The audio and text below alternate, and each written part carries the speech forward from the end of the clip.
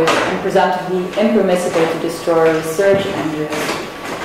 So the argument needs another premise, namely that there is nothing to defeat the presumption that it's permissible to destroy discarded IVF embryos, or that it's impermissible to destroy the research embryos. And an example of such a defeater, for example, could be that even if the principle applies to the destruction of discarded IVF embryos, this would be inconsistent with respect that is required for the embryo. Now, in any case, today I'm not going to focus on possible defeaters, as I'm actually more interested in the nothing is lost principle itself and how it could be applied.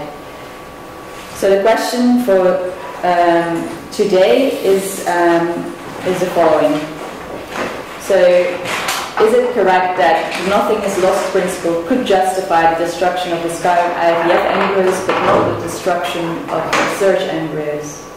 If not, of course, the nothing is lost arguments cannot justify the discarded created distinction.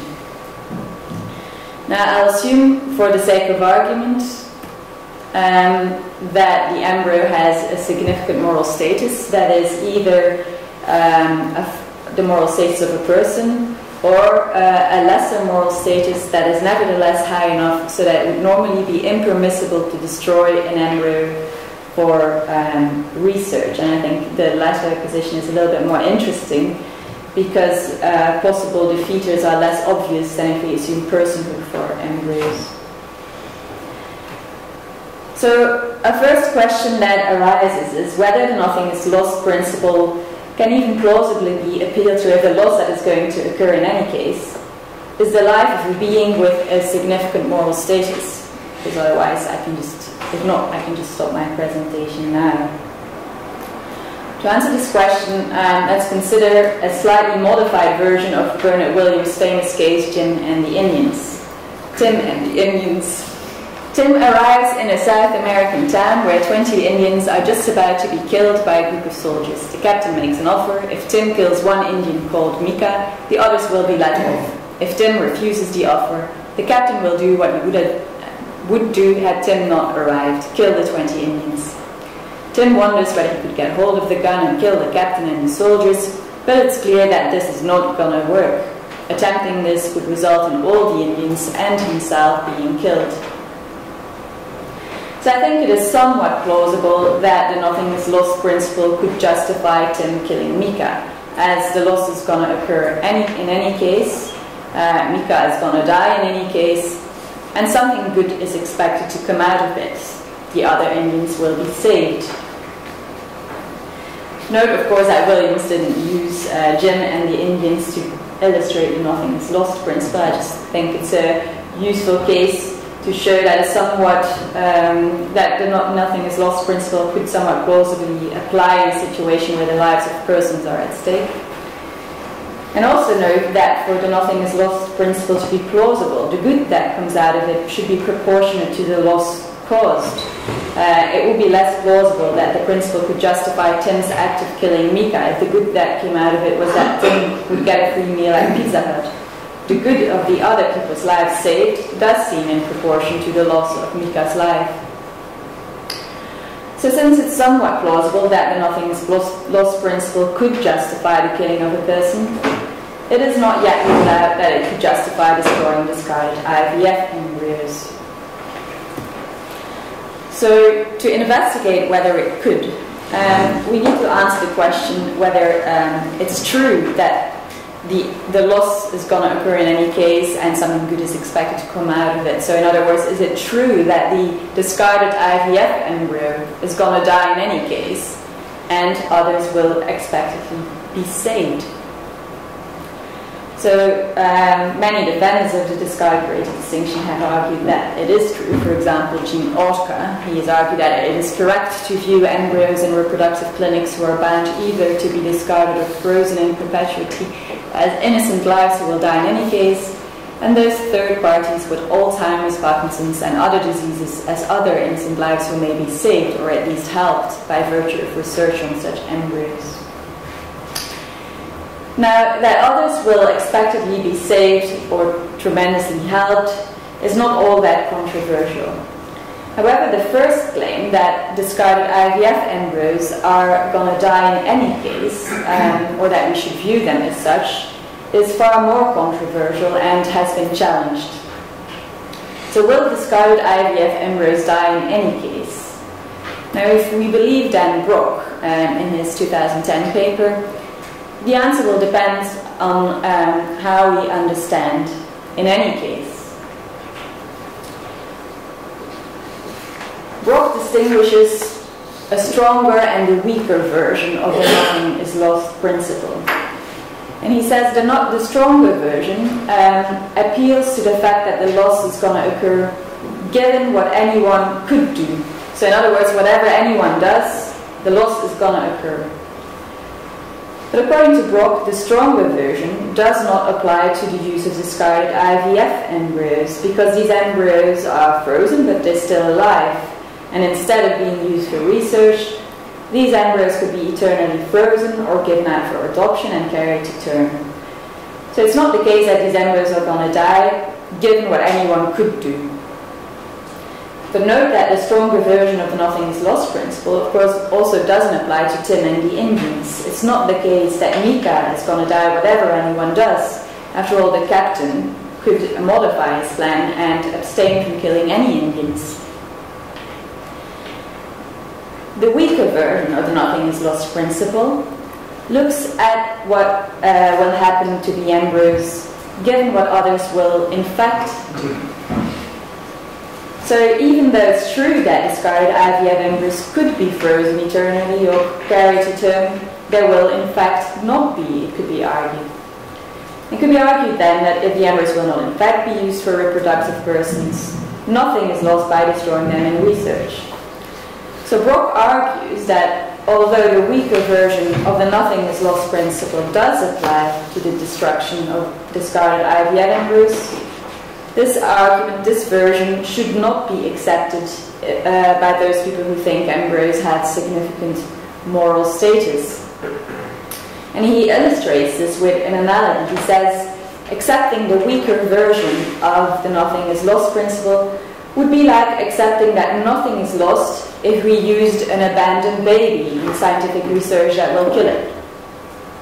The right response in this situation, Brock says, is to do whatever one could do to save the baby, regardless of what others do. So he concludes that those who rightly reject this weaker version of the nothing is lost principle will argue that likewise the alternative to destroying spare embryos or discarded IVF embryos in embryonic stem cell research is to keep them alive and frozen or to give them to others for implantation. Now, I think Brock is right. I think the weaker version of the nothing is lost principle is problematic. And the reason, I think, is that it looks at what others will do, given that the person whose particular action is under moral consideration, so killing the embryo, the baby, given that that person does nothing, that is, given that that person merely abstains from killing the individual. But why does Brock suddenly restrict the first condition of the nothing is lost principle to the action of others? In the stronger version, he includes everyone's future action, given what anyone could do. But it seems to me that any plausible version of the nothing is lost principle should also take into account the area of future actions open to the person whose particular action is under moral consideration. And this is because if that person could rescue the individual, the baby, the embryo, she should. And if the person does not rescue the individual, she contributes to the fact that something will be lost that otherwise would not have been lost. And then the nothing is lost principle cannot apply to her action, I think. So I think a more plausible version of the nothing is lost principle is what I've called the mixed version, which combines the stronger and the weaker versions. And the mixed version looks at what others will in fact do, and what the person whose particular action is under moral consideration could do.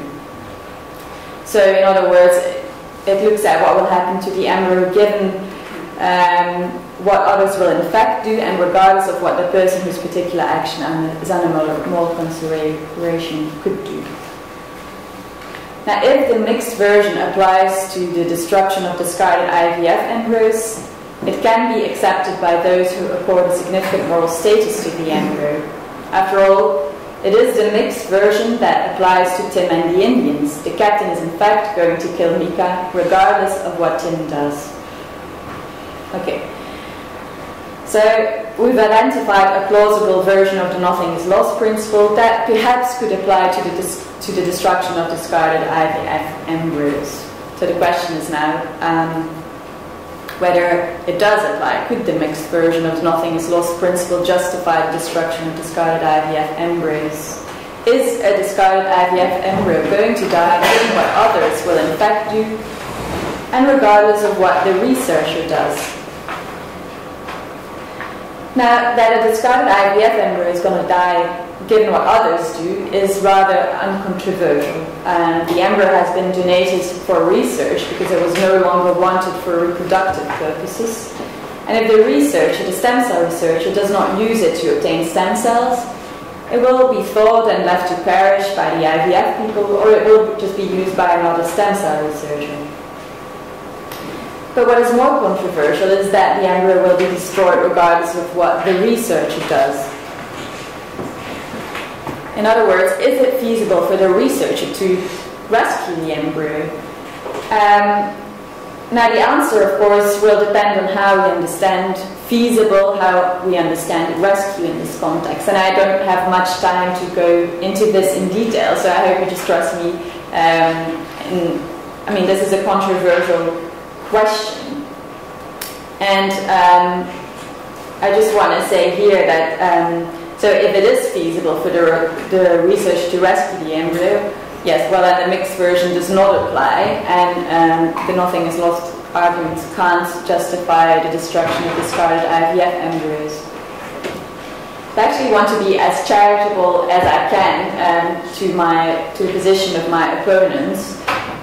So I'm going to assume that it is true that given current IVF practices and the burden for women to carry the embryos to term, it is not possible to rescue the embryo. It's not possible to make sure the embryo is used for reproductive purposes.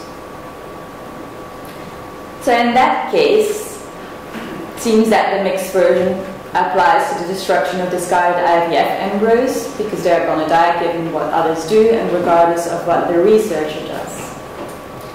However, if this is true, then it seems, at least at first sight, that the mixed version of the nothing is lost principle could also apply to the destruction of research embryos, because a research embryo is also going to die given what others will do regardless of what the researcher who's about to use the embryo does. If the researcher suddenly abstained from the derivation of stem cells from a research embryo, it would most likely be used by another researcher, or it would be left to perish. So it would die given what others do. And moreover, this would happen regardless of what the researcher does. After all, if it's true that it is not feasible to rescue a discarded IVF embryo, then it cannot be feasible to rescue a research embryo for exactly the same reasons. Now, I've already been talking quite a bit, but in fact, the only thing I have established is that, contrary to what Brock has argued, it is not yet entirely ruled out that a plausible version of nothing is lost principle, namely the mixed version, may justify the destruction of discarded IVF embryos. But if that's true, it's not yet ruled out that it could also justify the destruction of research embryos. And as we know, this is nothing is lost argument. This can't be true if the nothing is lost argument is correct. So we have to think further and ask ourselves, well, why can't the mixed version of the nothing is lost principle justify the destruction of research embryos? Now, one crucial difference between Tim and the Indians and the destruction of embryos to obtain stem cells, distinction that I've ignored so far, is that the latter is a practice over time instead of a one-off disaster. the use of research embryos to obtain stem cells is something that would be done in a systematic way with legal endorsement, and this creates different circumstances to those that obtain in the cases discussed so far. Now also, I think that what is essential to both the stronger and the mixed version of the nothing is lost principle is that the fact that the loss is going to occur should be a given relative to the person whose action is under moral consideration. It should be something fixed relative to that person. And I think the only difference between the two versions is a reason why the loss should be a given. So in the stronger version, the loss will occur given what anyone could do, and in the mixed version, the loss will occur given that others will in fact kill it or let it die, and there's nothing the person whose action is under moral consideration could do to change that. For example, as I mentioned earlier, it should not be possible for the researcher to rescue the embryo, because then it would no longer be a given. Now, however, I think that for the other's actions to be a given relative to the researcher, maybe it could be argued that it should also be the case that the researcher did not maintain the persisting circumstances which ensure that each embryo is going to die, given what others will do and regardless of what the researcher does. Because if one maintained these circumstances, one actually contributed to the fact that the embryo is going to die in any case. And I think then an appeal to the nothing is lost principle loses plausibility. And I think this may explain why the nothing is lost principle cannot justify the destruction of research embryos. Because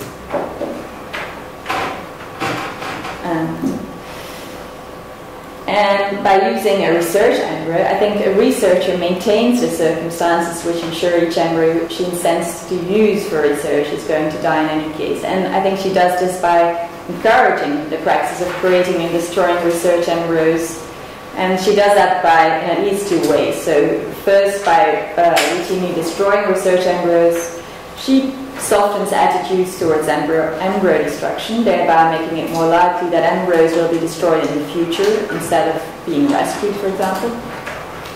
And by using research embryos, the researcher contributes to a demand for more research embryos, thereby encouraging the practice of the creation and use of these embryos. So through these mechanisms, I think the researcher maintains the circumstances that ensure the embryo is going to die, given what others will do and regardless of what the researcher does. So as a consequence, the next time the researcher uses an embryo, the inevitable death of the embryo is no longer a given relative to her.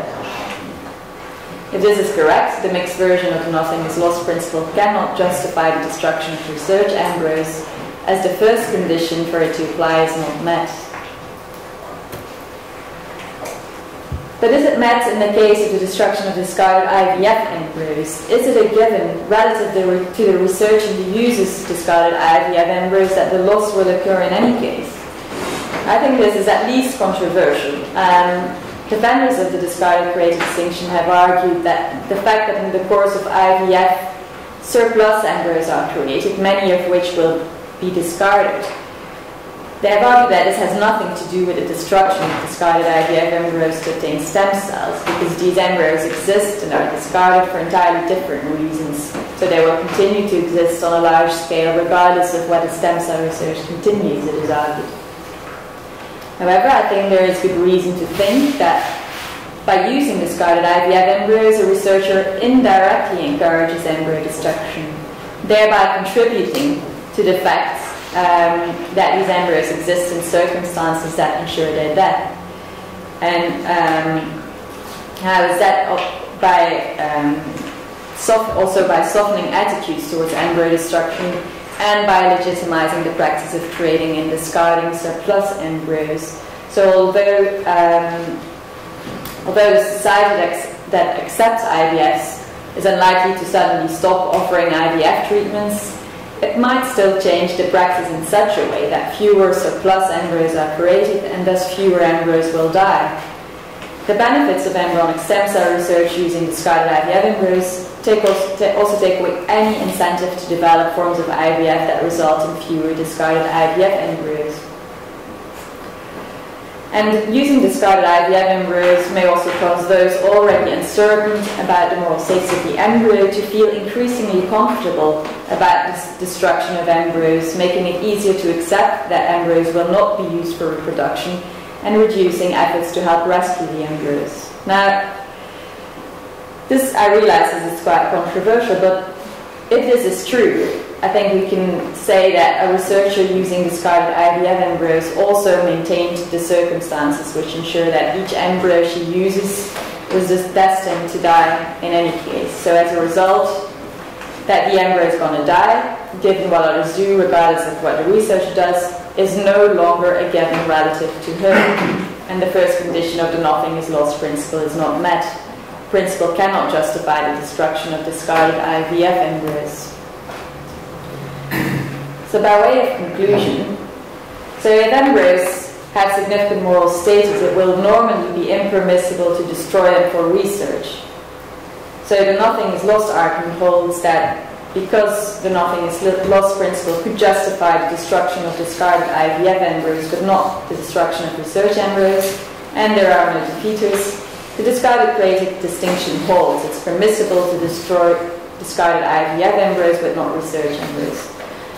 So I have argued that there is at least one reason why the nothing is lost argument does not hold, and this cannot support the discarded created distinction, namely that the nothing is lost principle cannot apply to the use of discarded IVF embryos, because the fact that these embryos are going to die in any case cannot be considered a given relative to the researcher who's about to use the embryo.